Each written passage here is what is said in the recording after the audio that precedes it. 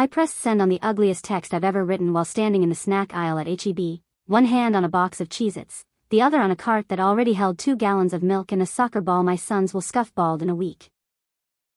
If you love us, you'll treat all the kids the same. You can't just pay for Maya and ignore the boys. Be fair. I watched the 3 dots blink, blink, disappear. A minute later, my phone buzzed. 4 words. They're not my children. I stared at the sentence until it blurred into a smear. Then another message arrived, longer, clinical. I will continue supporting Maya through the court-ordered child support and cover my half of her agreed-upon expenses. I'm not responsible for your son's costs. Please use our family wizard for future logistics. When you've been juggling bills for 3 kids on a check that always arrives 2 days too late, those words sound like betrayal. When you're honest in a way I hadn't been for months, they sound like a boundary I kept pretending I didn't hear. This is the part where I tell you the inventory. 2 boys from my first marriage, 9 and 11, the kind of kids who leave grass in their shoes and ketchup on their faces. 1 little girl, 4, with her father's eyes and his habit of counting steps out loud. Her father, Evan, is the one who sent the text. We were never married. We were close enough to try and smart enough to fail. 2 years together, most of them good, the last 6 months like a slow leak. In the beginning, he stepped into the noise of my life like a man putting both hands on a rocking table. He didn't try to be anyone's dad. He made Saturday pancakes and taped spelling lists to the fridge and pretended not to notice when my youngest stuck blueberries to his forearm like planets. He paid for the zoo passes, because the lemurs are basically therapy. He spotted me the soccer registration once when my ex missed his transfer and called it a loan I never repaid. When Maya was born, he cried like a man who thought crying meant something would last. He filed the voluntary acknowledgement of paternity without me asking. He added her to his insurance. He read about 529s and opened one with $50 and an optimism I didn't deserve. He talked to my boy's dad once, calmly, about pickup times and boundaries. I thought, smugly, that I'd found a unicorn. Then came rent increases and a car that died and a promotion I didn't get. The boy's father started working cash and paying support when he felt like it. I learned the smell of late fees. Evan kept showing up with grocery runs and gas money and, don't worry about it this month. He never said, your boys, he said, the boys, like they'd always been there. So when he texted, they're not my children, from his apartment across town, it felt like a switchblade. I sent another message, cruel because I was scared. You were fine being their dad when it made you look good. Now you're cheap. He didn't respond for an hour. When he did, it landed like paperwork. We have a court order for Maya. I pay support on time, every time. I cover her daycare share, medical, and agreed extras. I am not obligated, legally or ethically, to replace the boy's father. I've helped because I wanted to. I won't be shamed into financing a household I don't live in. My first husband, Leo, used to win fights by going silent. He'd ice me out for a week until I apologized for making him sad. Evan's silence wasn't a tactic. It was an invitation to join him in adult land. I wasn't ready. I tried stories. They're kids, Evan. Money is love when you're 9. When you bring Maya new sneakers and the boys get hand-me-downs, how do you think that feels?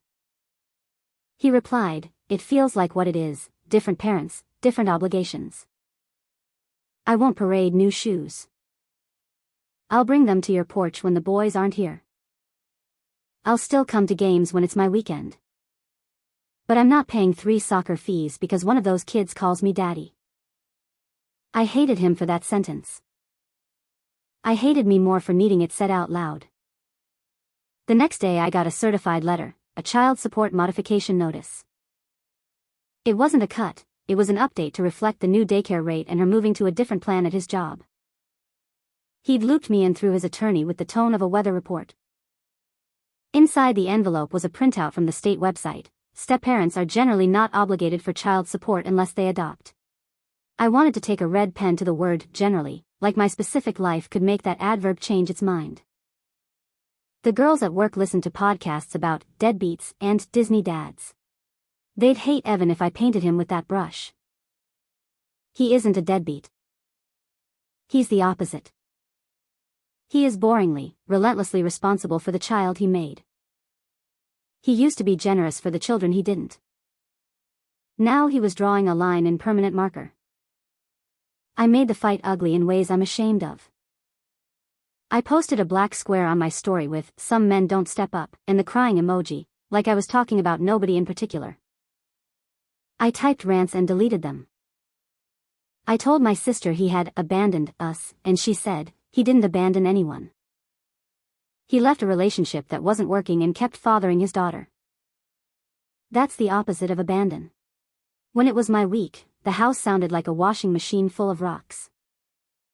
When it was his, the boys' shoes in the hall looked like punctuation marks he no longer had to read.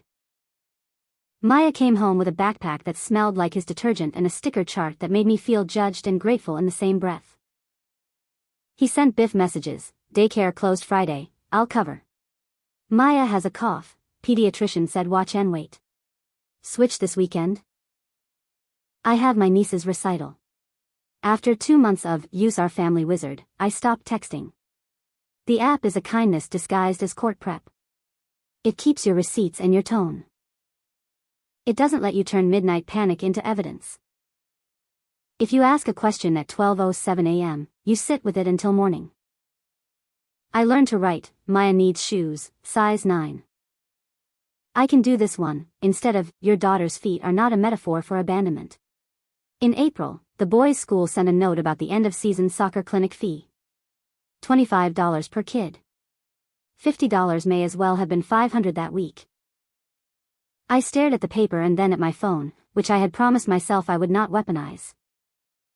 I typed, "I know we said we'd separate costs. The boys have a clinic fee. $25 each.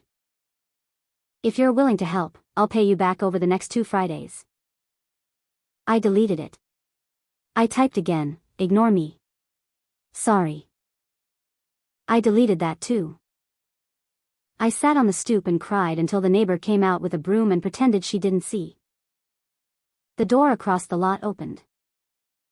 Evan walked out carrying Maya on one hip and a bag of cleats in the other. He crossed the parking lot without looking at my phone because he has learned to look at my face. "I already paid the clinic fee," he said, like he was reading my mind. "For all 3. Call it a one-time thing." He set Maya down and she ran to my legs and wrapped herself around them like ivy. Evan crouched to her height and said, "Love you, bug.